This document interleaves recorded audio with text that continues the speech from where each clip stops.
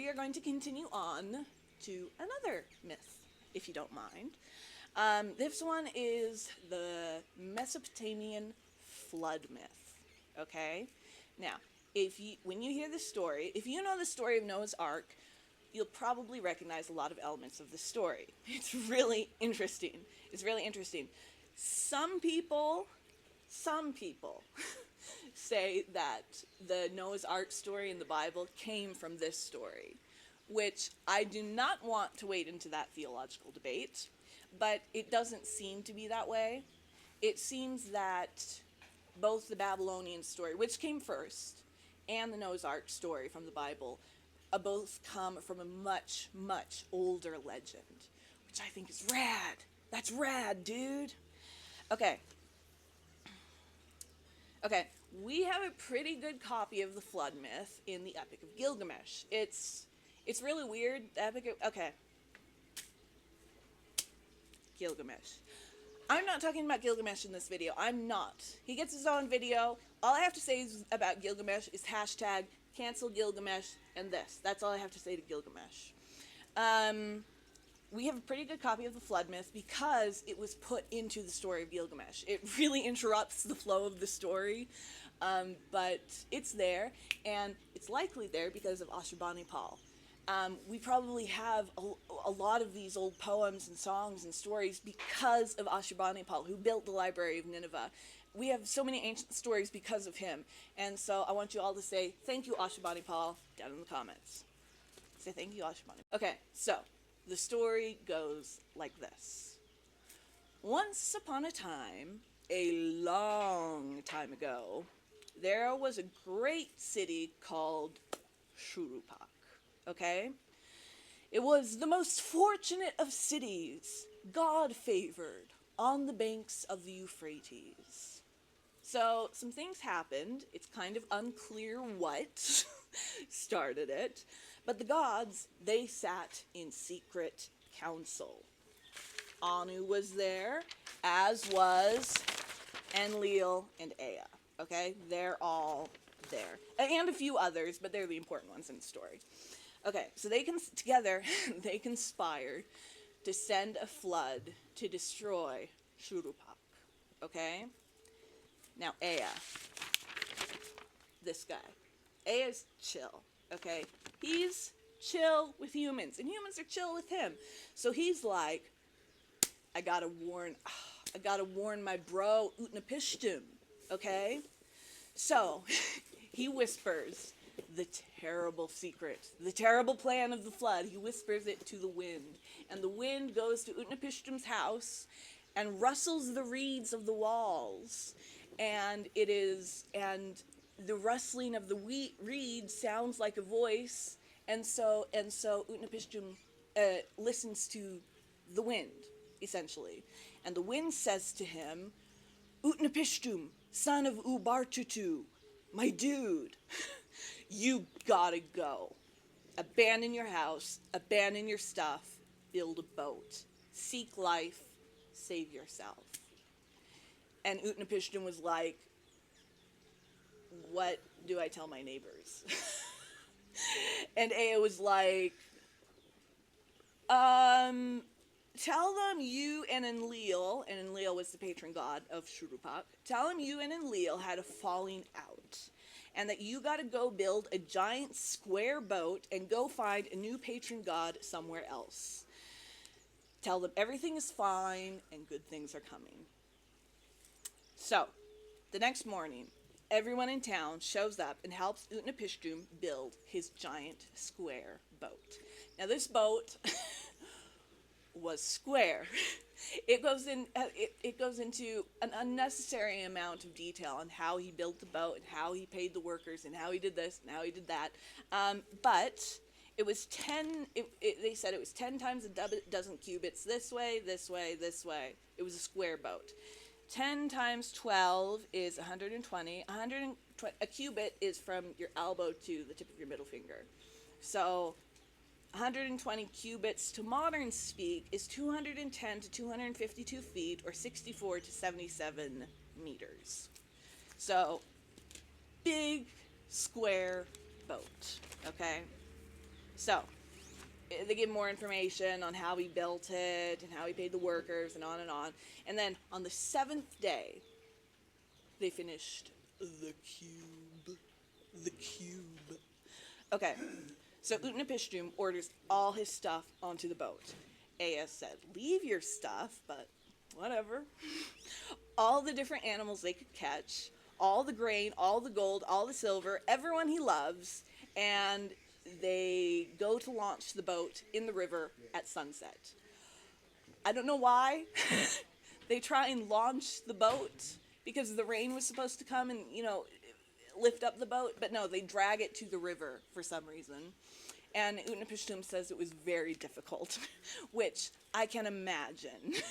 Then, just as morning starts to lighten the sky, Utnapishtim's buddy Puzaramuri cocks them in the boat from the outside. And Utnapishtim very kindly told Puzaramuri that he could have his house, just as the first raindrops start to fall. First, they say it thundered. Then the sky turned black with storms. Then the rain started. They say it was so bad, Nergal, the god of the underworld, broke down his own doorposts to welcome in the flood of souls. Quote from Gilgamesh. The south wind rushed in, flooding over the mountains. Brother could not see brother in the welter. None of the gods in heaven could see the earth. The land was shattered like a pot. Yikes.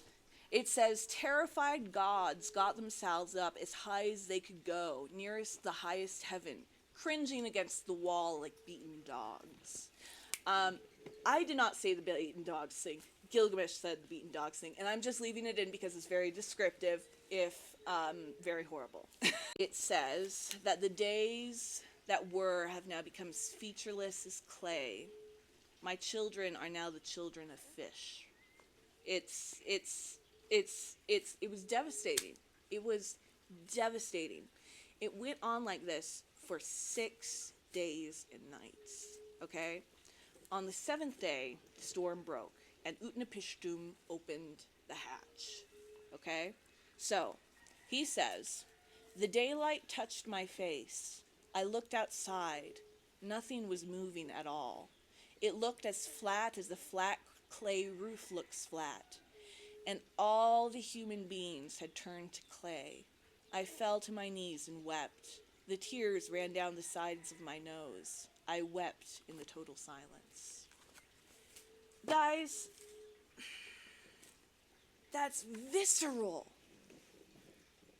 I'm not saying, like, this story of the square boat and everything actually happened, but I do think at some point in Mesopotamian history, there was a devastating flood.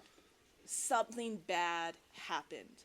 Because in this story, they talk about this can never be forgotten. We will always remember this. This is 9/11, never forget, okay? This is their 9/11. So, Utnapishtim looks all over the horizon when the cube hits ground.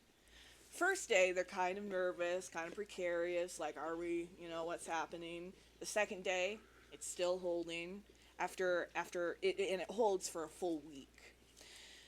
And after a week, Utnapishtim frees a dove to go search for land. He figures if the bird doesn't come back, it found somewhere to stay. But the dove comes back. So he frees a sparrow. Sparrow comes back. So he frees a raven. Raven doesn't come back. So Raven doesn't come back. Figuring it found a home for itself, he sets the rest of the birds free, and they scattered to the winds. Okay? In gratitude, so the water's going down, so Utnapishtim can exit his big square boat. And in gratitude for his salvation, he builds an altar and sacrifices to the gods. And it says in Gilgamesh that the sacrifice smelled so good that the gods swarmed above it like flies. Which is such an interesting description, an interesting way to describe a god, swarming like flies. That's interesting in my opinion. So, Ishtar, okay, we haven't talked about Ishtar yet, but this is Ishtar, also known as Inanna. Yeah, this is her. I will play you a bit of her vibe.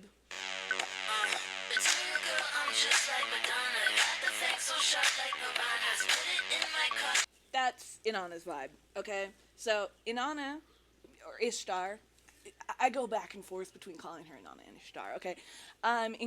Okay, so Inanna, she's there too at the sacrifice. She has this necklace of lapis lazuli.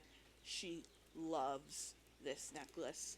And she comes up and says to the humans, hey, just like I will never forget this necklace, I will never forget this flood. That's how important it was to her. So she's like, yeah, I'll never forget this. This was devastating. Let's never do this again, guys. And she's like, oh, by the way, and Leal, not invited to this nice sacrifice gathering we got, and Leal shows up anyway. And he sees the big cube and the survivors, and he's like, what the fuck? The whole point was to kill them all. and Ea / Enki was like, hey dude, maybe this was a bad idea, even though I know I participated in it. Maybe let's not do this again. Maybe humans have rights. I don't know. Well, maybe humans have rights, dude. Let's not do a flood again. Enki continues. Also, by the way, Enlil, I didn't tell him. I didn't tell Utnapishtim. The wind told him. He heard it from the wind, and also that's like super wise. That's like super wise to be able to listen to the wind like that. How shall we reward this wise man for his wisdom? And so they make and so Enlil takes Utnapishtim and his wife by the hand, makes them kneel, and blesses them with immortality, and tells them that their abode should be far, far away. The end. So, wow. That's, man, dude, the grief. I know in this story, it's like kind of far-fetched and like mythologicalized, but it sounds like at one point something bad did happen. Something painful did happen, and it was retold over and over again. Oh my God, it's incredible. Anyway,